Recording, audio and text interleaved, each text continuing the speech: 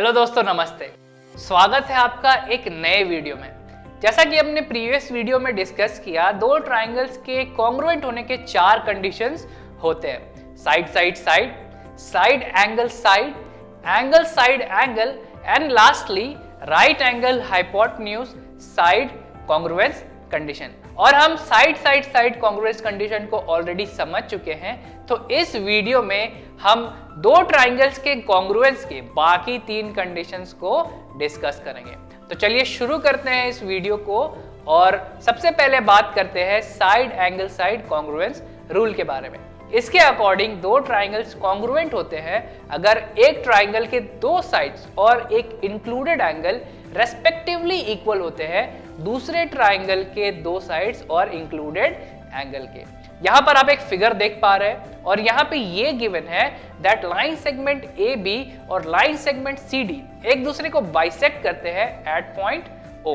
First question में हमसे ये पूछा गया है कि ट्राइंगल AOC और ट्राइंगल BOD में इक्वल पार्ट्स के 3 पेयर्स कौन कौन से हैं। तो इसका आंसर होगा OA is equal to OB, या इसे हम AO is equal to OB भी लिख सकते हैं। इसके बाद है angle AOC is equal to angle BOD और OC is equal to OD या CO is equal to OD, हम इसे इस तरह से भी लिख सकते हैं।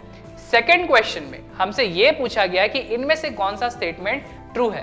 पहला स्टेटमेंट है triangle AOC is congruent to triangle DOB और दूसरा स्टेटमेंट है triangle AOC is congruent to triangle BOD। तो इसे सॉल्व करने के लिए हमारे पास ऑलरेडी जो इंफॉर्मेशन है उसे पहले हम लिख लेंगे।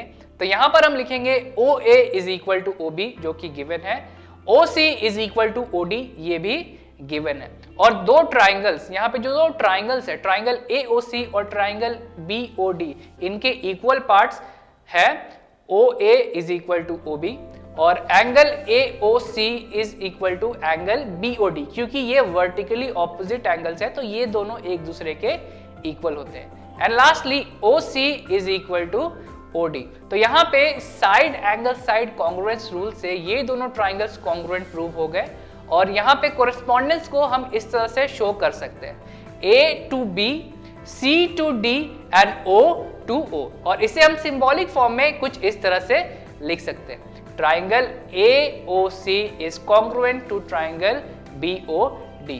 तो इसको देखते हुए जो सेकंड स्टेटमेंट है वो ट्रू होगा। Triangle AOC is congruent to triangle BOD। और अब हम डिस्कस करेंगे एंगल साइड एंगल कॉन्ग्रुएंस को। इसके अकॉर्डिंग दो ट्राइंगल्स तब कॉन्ग्रुएंट होंगे जब एक ट्राइंगल के 2 एंगल्स और उनके बीच का इंक्लूडेड साइड रेस्पेक्टिवली इक्वल होगा दूसरे ट्राइंगल के 2 एंगल्स और उनके बीच के इंक्लूडेड साइड के।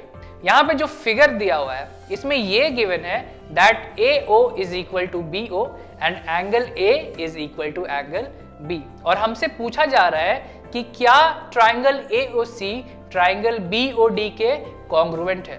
तो इसे सॉल्व करने के लिए हमारे पास जो पहले से गिवन इंफॉर्मेशन है उसे हम पहले लिख लेंगे। तो यहाँ पे हमें मिलेगा AO is equal to BO and angle A is equal to angle B। ये दोनों इंफॉर्मेशन हमें क्वेश्चन में गिवन है और यहाँ पे angle AOC will be equal to angle BOD क्योंकि ये दोनों वर्टिकली ऑपोजिट एंगल्स हैं। तो जो क्वेश्चन है that is triangle AOC congruent to triangle BOD, उसका आंसर होगा यस, क्योंकि यहाँ पे angle side angle congruence rule से हमने ये प्रूव कर दिया that triangle AOC is congruent to triangle BOD। और अब हम डिस्कस करेंगे right angle hypotenuse side congruence को। इसके अकॉर्डिंग दो ट्राइंगल्स तब कॉन्ग्रुएंट होते हैं जब एक राइट एंगल ट्राइंगल का हाइपोटेन्यूज और एक साइड दूसरे राइट एंगल ट्राइंगल के हाइपोटेन्यूज और साइड के रेस्पेक्टिवली इक्वल होता है। यहाँ पे जो फिगर हमें दिख रहा है इसमें ये गिवन है दैट ट्राइंगल ABC एक आइसोसेलेस ट्राइंगल है, यानी कि side AB is equal to side AC, और यहाँ पे ये गिवन है that AD is an altitude on BC, और A को जब एक्सटेंड करके AD बनाया गया तो ये BC को बाइसेक्ट कर रहा है, यानी कि 2 इक्वल पार्ट्स में डिवाइड कर रहा है। और हमें यहाँ पे ये शो करना है, ये प्रूव करना है that triangle ADB is congruent to triangle ADC। इसे सॉल्व करने के लिए हम अगेन जो ऑलरेडी गिवन इंफॉर्मेशन है उसको सबसे पहले लिखेंगे।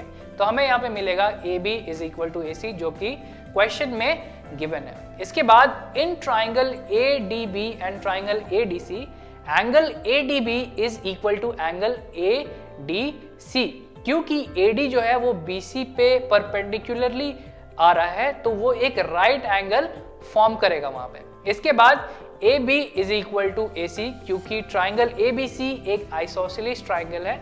और इसके बाद DB is equal to DC, क्योंकि जो AD है वो BC को बाइसेक्ट कर रहा है, यानी कि दो इक्वल पार्ट्स में डिवाइड कर रहा है। तो यहाँ पे दो राइट एंगल ट्राइंगल्स हैं हमारे पास, और दोनों में ही राइट एंगल कॉमन है, और दोनों के हाइपोटेन्यूज और एक साइड इक्वल है। तो यहाँ पे RHS कॉन्ग्रुएंस रूल के अकॉर्डिंग ये दोनों triangles, triangle ADB and ADC congruent prove हो जाएंगे। तो आज के वीडियो में इतना ही। मिलते हैं एक नए वीडियो में एक नए इंटरेस्टिंग टॉपिक के साथ। वीडियो में बने रहने के लिए थैंक यू सो मच।